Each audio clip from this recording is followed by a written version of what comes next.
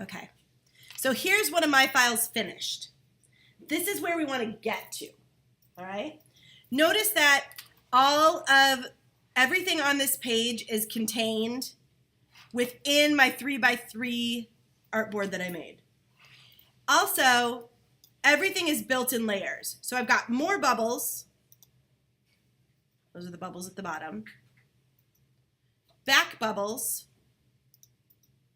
Those are the bubbles on top. And RR dots. Those are the things going on top of that, right? This is great because I can lock these two and leave this one unlocked and come down here, and I can click on just this background, and you'll notice that I've got this wonky little thing right here, and that's where a direct selection tool will allow me to come in here with everything else locked, grab that one little thing, and delete the heck out of it. So by keeping things organized, you're going to be able to clean things up real fast and without screaming, and by naming it, you're not going to have to guess looking at all these little thumbnails what's what. So it's going to name it level 1. Like if I threw a new layer in here right now, it would just name it level 4. But if I was going to actually put something on it, I would double click on it and name it something good, right? So that I knew what it was. All right? So that's where we're aiming to get. Let's not save that right now. Let's go ahead and open what we made last time. And I didn't save them in there. So let's make a new one. File, new. You could also just click on create new. This is going to be for print. Most of us measure in inches, so inches is a great bet. And you're creating squares that are 3 inches by 3 inches. As long as you use no photographic subjects, if you absolutely love what you make and we decide that we want to apply to make it a mural and put it up in a big banner on the side of a building in downtown Rochester, if you drew the whole thing, we can blow it up to 300 inches by 300 inches or 300 feet by 300 feet. That's the beauty of Illustrator. So 3 inches by 3 inches, one artboard, no bleed edge. And we'll go ahead, again, we're in print, and we click on create. So here's our file. Now, here's the trick to templates. Template, that thing we just made, is something that we're going to use to draw over, but we don't want it to affect what prints out. So we want to make it a template when we bring it in. So when you open your file, you can go to File, Place. Everybody with me? And when you go to File, Place, you can go into the folder, into your template folder, and you can grab that thing that you just made. And by default, you should get a little thing down here that tells you what you can do with it. So we want it to link to the original file. We do not want it embedded. And we want it to be a template. Okay? Now, if you forget to do this, you can fix it later on too. But easy peasy is just turn those both on right there. So you can go ahead and say place, and it's going to place it onto your file. Now, when you make it a template from the beginning, notice that it puts it where it wants to put it, and then it's automatically locked. Just click on the unlock button and move it to where you want it. All right? The other beauty about a template is that if you double click on said template, you can dim that image to a different percentage. Well, I should be able to.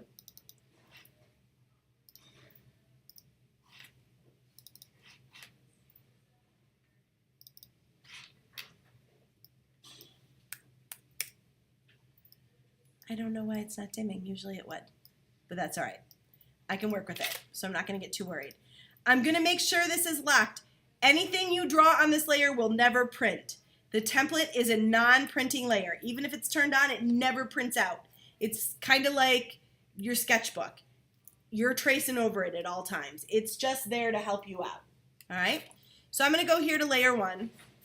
And the reason I wanted to pick something kind of complex is because I just wanted to give you guys a little bit of kind of an overview of what you're trying to accomplish here, although I might regret it because this is a pretty like woo design, which is totally fine and totally cool.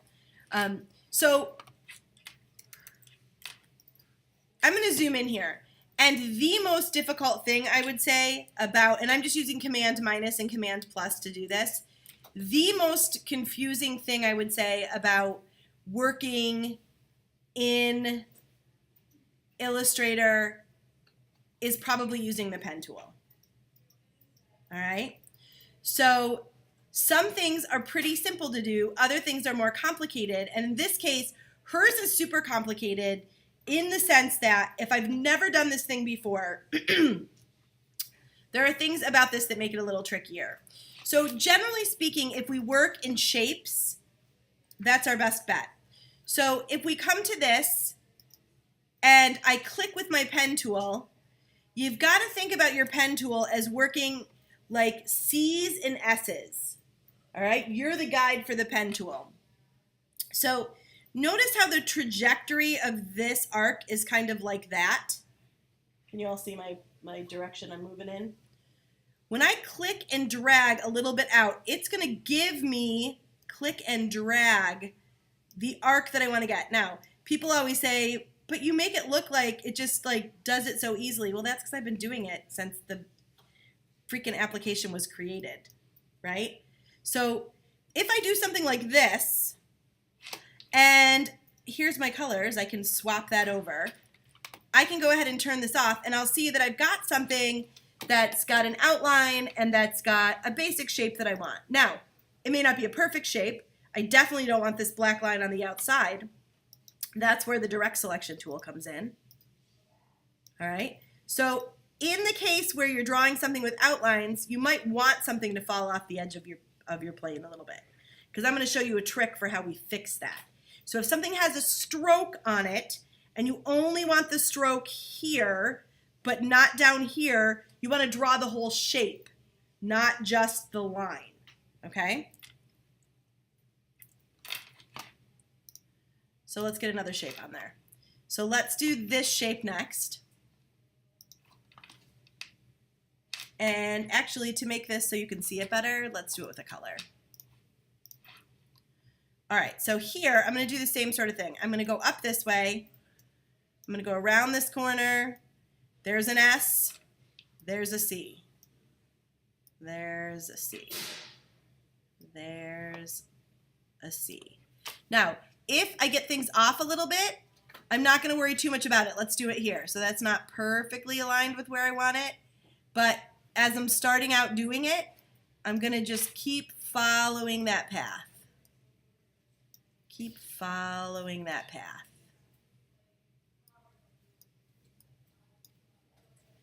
So I go to where the C's and S's are happening, and I click, and I'm slightly dragging. And again, the only way to get to be able to do this fluidly is to do it and do it and do it and not be afraid to delete it when it just doesn't work, right? So I'm going to go here. And to make my life easy, I'm going to make it go off the edge of my page like this as well. All right? Now, if there's something about this that I don't like, if I use this direct selection tool, I can very easily adjust that line by clicking on one of the directional points. And even if there's something, I'm not saying there's anything wrong with your thumbnail sketch when I say this, but even if there's something that in my thumbnail sketch wasn't exactly perfect, and I want to adjust that, I can do that because I'm in charge of what I'm doing here, right? So I've got this thing here. So now as I'm working, it might be easier to see something like this.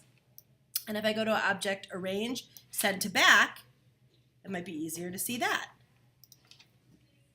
And anytime I want to change what something's filled with, by default, I can click up here, and it makes it black and white. So if I went here and I clicked on here, it would make it black and white. All right? So I can start to build those things over. Now, as I start getting deeper and deeper into what I'm doing, let's go ahead here again and let's pick this. Let's do pink this time. And let's grab this thing here. And let's go C's and S's. And I'm going to click and drag up and around, and go up and around this guy here.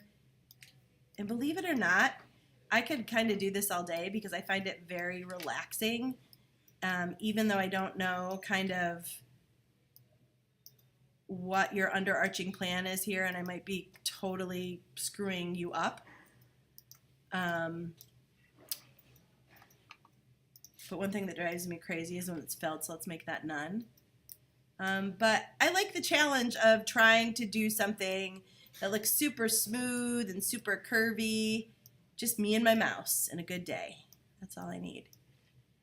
If you use a stylus pad, you have a Wacom tablet or something like that, you could do it on there. But what I am going to ask you to do, what I am going to require you to do, is actually draw shapes. There will be no coloring with the paint bucket. That will earn you a big fat 0 on this assignment. I want to see you actually work on developing these shapes. Okay? So now I've got this next one done, and I don't want the pink outlines. I'm going to go back to this thing here. And again, everything I draw is one layer on top of everything else. So within my layer, if I want it to go somewhere, I'm going to tell it to send to the back. So if I now come in here and I turn this off, I'm starting to have these different layers, these different weights of lines that start to happen. All right? Now, if I want a field of color behind this, let's say,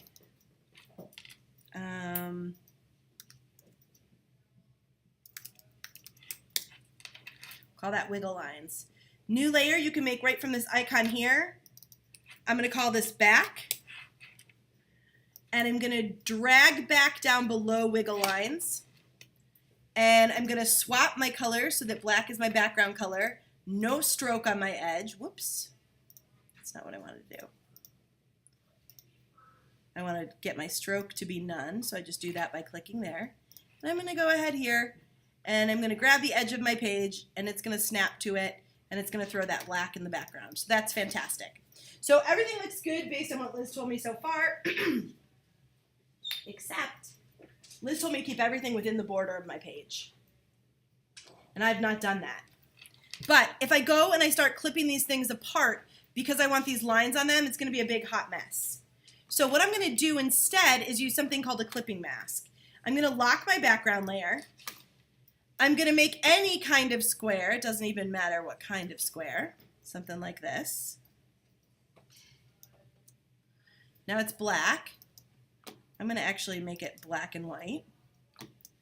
And then I'm going to go ahead and I'm going to grab these shapes down here at the bottom. So notice what I did is I clicked and dragged to grab all of those at once. And you see it grabbed all those lines. I'm going to go up here to Object Group. And then I'm going to grab those first, I'm going to grab this second, and I'm going to go to Object, Clipping Mask, Make. And notice that it magically clipped the edges off of that. So when I grab the whole thing, you'll notice it's now contained in that border. So now I've got my nice lines down to my edge. Now if you're doing other shapes, basic shapes, they're all going to come from here. So if you're doing a circle, you can use your Shift key, and you can put that circle down there. And if you want 2 of those circles and you want them exactly the same size, you can go Option. Notice when I click, roll over it and hold down my Option key and click on it, and I hold down my Shift key, I can line them right up with each other. So Illustrator will do the hard work for you, and all I'm doing is Option dragging and then snapping my Shift key to keep them in a line. So I can do this manually, or I can distribute them. There's lots of different ways to get to where you're trying to go. And I can throw these out to the edge of the page. Now, if all I want here is white dots, so let's grab those. It grabbed the square with it, so I'm going to hold down my Shift key, or I'm sorry, Option key to get rid of that. Let's grab Shift to add those together. With all of those selected, I'm going to go here to New Layer.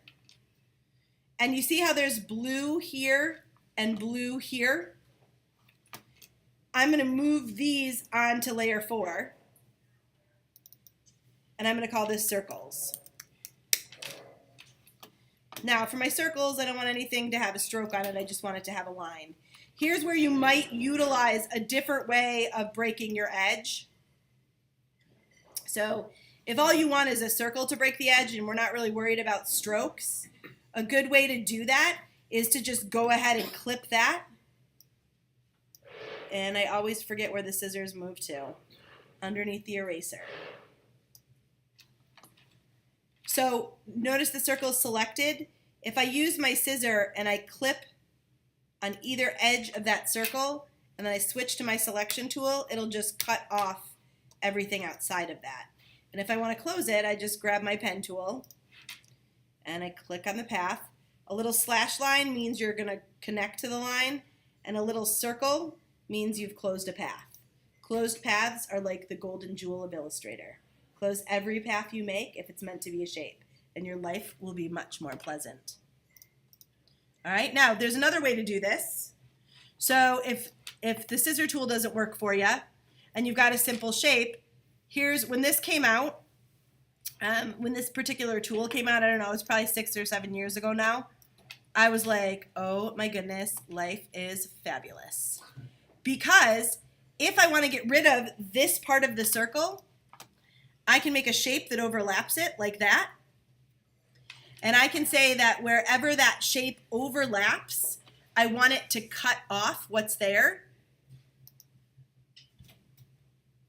And it does all the work for me. Done. It's that easy. So there's lots of different ways to get to the point that you want to be at. There's also lots of different ways like to do things like this. So let's say I have this and I want to make a copy of it and put it on top of the other one. Whoops. And I want the ones that go on top of this one to be stroked with black. I'm going to do that. And I'm just using, you can use edit, copy. I use key commands. Sometimes I forget. Copy, paste. And this one I actually want to be filled with black, stroked with none. Now, I want these to all be lined up with each other. So if I shift select all 3 circles like that, and I use this guy here called the Align tool, and I go to Show Options, I can align to the artboard. That's going to put it on the center of your page. The key object, that's going to be the first thing that you selected, or the selection itself. And I can tell it to be centered horizontally and centered vertically. I don't have to guess. It just did it for me. And if I love how that looks and I want 110 more of them, I can go to Object Group and I can just start option dragging lots and lots of copies of them. And I can grab them all at once and hold down my Shift key and make them smaller. I can just keep going and going all day long, right? And all I'm doing is option selecting them. And anytime I want to use them all as one little thing, this is reminding me of like some honeycomb type of thing, I can just go to Command G and then I can put them back and they're all going to move together as one piece, right? So I can have lots and lots of fun as I go through. Now, there are going to be moments when you get frustrated doing this stuff. There are going to be moments when you think, oh, I'm not doing this, it's too hard. Turn the it's too hard off. Nothing is too hard. We can make everything that you planned on making if you believe in yourself and you trust me and trust yourself to get it done.